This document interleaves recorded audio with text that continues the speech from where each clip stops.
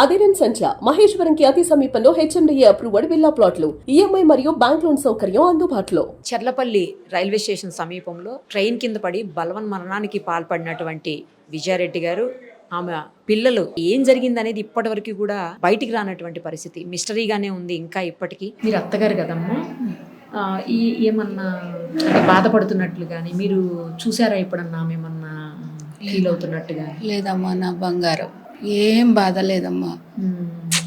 ఎక్కడికి వెళ్ళి బాధ లేదు, ఇక్కడికి వెళ్ళలేదు, అక్కడికి వెళ్ళలేదు, ఎక్కడికి వెళ్ళలేదు.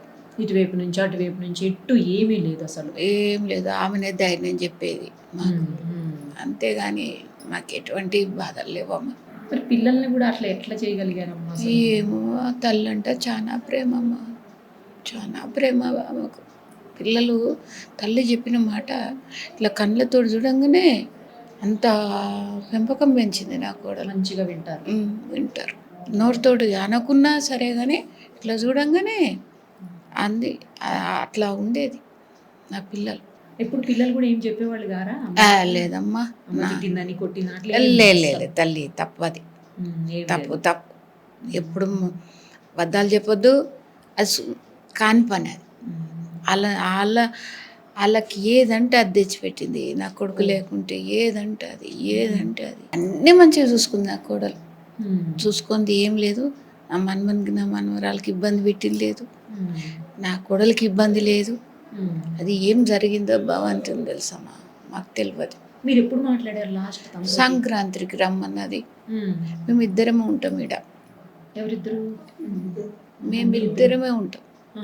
3 కొడుకులు నాకు, 3 సిటీల్లో ఉంటారు, బిడ్డలు లేరు. మేమిద్దరం ఉన్నాం. నాకు ఆరోగ్యం బాగాలేదు, రమ్మన్నది. నా అయ్యపురాలు ఫస్ట్ ఫోన్ చేసింది. అంటే ఏం చేస్తున్నారు అంటే ఏం చేస్తలేమమ్మా అన్న. అంటే ఏమన్నా చేసినావా అన్నది. ఏం చేయలేవు వదినమ్మ, చేతనైతలేదు. అంటే నేను చేసిన, నేను తీసుకొస్తా అన్నది. అంటే నాకు మేమే వస్తాం వదినమ్మ అని నేనే అన్నా. అన్నాక నా మనవాడు తీసుకొని నాని రాండి నాని పండుగకు అన్నది నా మనముడు. వస్తాం బిడ్డ అని చెప్పిన. చెప్పగానే రావాలే, ఇప్పుడే రెడీ అయ్యి రావాలంటే వస్తాం బిడ్డ అని చెప్పిన. కానీ నాకు చేతగాక టైం ఉన్నదమ్మా, అట్లా అయ్యి పోలేకపోయినా నేను. నా కోడలు మళ్ళీ ఫోన్ చేసింది. ఆమె డ్యూటీ దిగి వచ్చి మళ్ళీ పండుకొని లేచినాక అత్తయ్య పండుగకు రాండి ఇక్కడికే అంటే వస్తాం బిడ్డ అని చెప్పిన. అంతవరకే ఇక. కానీ నేను వెళ్ళలేకపోయినా, నాకు చేత కాలేదు. ఇద్దరము చేతనైతలేదు బిడ్డ అంటే కారు తీసుకొని రావాలా అనేది. కానీ వద్దు బిడ్డ, నువ్వు వర్క్ చేస్తున్నావు, నువ్వు చాలా బరువెత్తుకున్నావు, అది చూడడమే చాలా గొప్ప అన్నా నేను. ఎందుకంటే 2 పిల్లలు అయ్యారు, కుటుంబం ఎట్లుంటుంది ఇప్పుడు. వాళ్ళ మీద ఆధారపడి మేమిద్దరం ఉంటాం, 3 కొడుకుల మీద మేమిద్దరం ఉన్నాంగా అమ్మ. మళ్ళీ వాళ్ళకి బాధ్యత పెద్దగా లేదా? అట్లా అని మేమే పోలేకపోయినాం బిడ్డ. దసరాకు జ్వరం వచ్చి నేను లేవలే. ఈ టైంకు మా అయ్యపురాలు 10 గంటలకో 9 గంటలకు చేసింది. ఆమెని చేసి వదినమ్మ ఏం చేస్తున్నారంటే ఏం లేదు వదినే, మొత్తం నేను లేవలేదు, పండుగ రోజు ఇండ్లు ఉడకలేదు, నాకు చేతగాకుంటుందమ్మా, నేను లేవలేని పరిస్థితులు ఉన్నంటే వచ్చి డోరు, ఇద్దరం ఉన్నాం ఇంట్లోనే, డోర్ పెట్టుకొని వచ్చి డోర్ కొట్టేదాకా తెలియదు మా అయ్యపురాలు. చేసినవి అవి తీసుకొని వచ్చి, ఇంత పాపమా ఇట్లుంటారా, రావచ్చు కదా, ఏదైనా బుక్ చేసుకొని రావచ్చు కదా, మాకు చేస్తే మేమన్నా వస్తాం కదా అంటే ఎవరు బాధలు వాళ్ళకున్నాయి బిడ్డ అన్న. అంటే ఇక అంతేమన్నా నడుపు కోడలు వచ్చింది, మా ఏబ్రాలు వచ్చింది. 4 గంటల దాకుంది, 4, 5 అయింది ఇక్కడనే. ఆమె వెళ్ళిపోయింది. ఉండవదునమ్మ, చీకటి అవుతుంది, లేవదవుదునమ్మ, పిల్ల మళ్ళీ ఆఫీస్కి పోతుంది, వర్క్ చేసుకుంటుంది, ఆమెకి ఇబ్బంది అవుతుంది. సరే నా కోసంకే కదా అది కూడా అని నేను అట్లా అనుకున్నా బిడ్డ. మళ్ళీ నాకు జ్వరం వచ్చింది, తగ్గింది, కొంచెం తగ్గినాక పిల్లల్ని తీసుకొని వస్తుందినమ్మ నేను అన్నది. అన్నాక ఇక వచ్చిర్రు వాళ్ళు, యాదగిరిగుట్టకు పోయినరు, ఇక్కడ ఈడున్నది వెంకటేశ్వర గుడికి పోయినట్టురు వచ్చిర్రు. 2:30, 3 అయింది వచ్చేవరకు వాళ్ళు.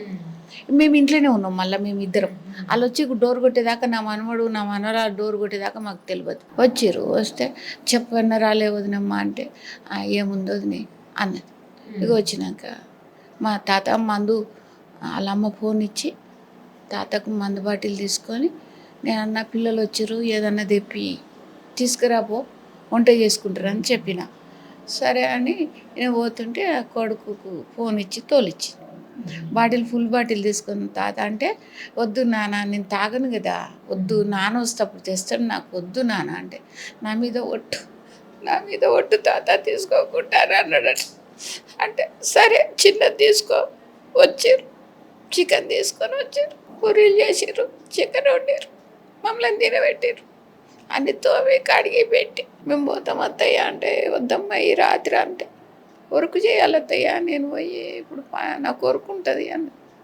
వర్క్ ఉన్నదంటే నేను ఏం చేయలేను కాబట్టి ఇక సరే బిడ్డ జాగ్రత్త. నాకు కూడా కారు తీసుకొని వచ్చిన సంగతి నడిపించే సంగతి నాకు తెలియదు. ఎవరు వచ్చిరమ్మా కారు డ్రైవర్ పెట్టుకొని వచ్చినావా అమ్మ అంటే లేదత్తయ్య నేనే నడిపిస్తున్నా అన్నది. సరే అని బయటికి వెళ్ళి తోలిచ్చినాము. మళ్ళీ మా అక్క మన్మంది బిడ్డ కుడితే మా అక్క బిడ్డ ఫోన్ చేస్తే అందరికి చేసింది, మళ్ళీ మాకు చేసింది మా కోడలు. అత్తయ్య సువర్ణక్క ఫోన్ చేసిందా అంటే చేసింది బిడ్డ, 2 రోజుల ముందే రమ్మన్నది మమ్మల్ని కానీ మాకు చేతనైతే లేదు బిడ్డ అంటే సరే అత్తయ్య బస్ ఎక్కి రాండి నేను చెన్నగిచెల్లెకి వెళ్ళి తీసుకుపోతా అన్నది. ఆడ దావతికి తీసుకుపోయింది. చలంటే చలి పెడుతుంది నైటు.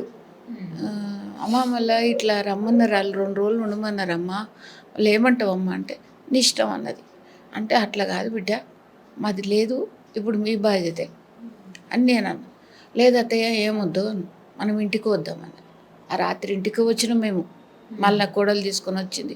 వాళ్ళ పొద్దుట టిఫిన్ చేసి పొద్దురు తీరు మామయ్య ఇప్పుడు ఏముందండి లేదు బిడ్డ పోదాము ఇక ఉండమంటే కూడా పోతాం బిడ్డ పని ఉన్నది బాయి కాడిగో పొలం కాడ అది ఇది ఉంటుంది మీకు టెన్షన్లు వద్దు మేము ఇద్దరం చూసుకుంటాము అని చెప్పేసి వచ్చిన ఆమెకు. ఎటువంటి టెన్షన్లు పెట్టలే బిడ్డ మేము వాళ్ళకు ఎవ్వరికి పెట్టలే. నేను ఎంఆర్ ఆఫీస్ కాడికి పోయినాము పెద్ద మనిషిని వేసుకొని దునియే తిరుగుతా నేను కానీ మేము పోతున్నాం అని కూడా చెప్పాను నేను వీళ్ళు అన్ని రకాల మేమే చూసుకుంటాం. మీతో కూడా చాలా మంచిగా ఉండేవాళ్ళు అయితే ఆవిడ చాలా చాలా మంచిది.